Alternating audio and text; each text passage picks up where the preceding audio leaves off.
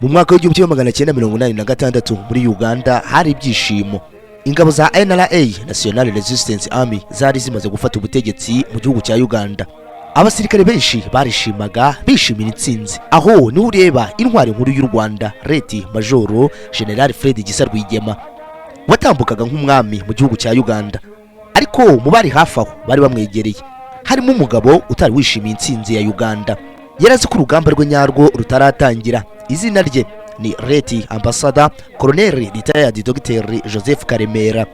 Maze tariki ya 11 Ukwakira 2024 igitondo kidasa nk'ibindi bitondo, umunsi udasa nk'undi munsi, umwaka udasa nk'undi mwaka, nibwo inkuru yumvikanye hose ko intwari itashye.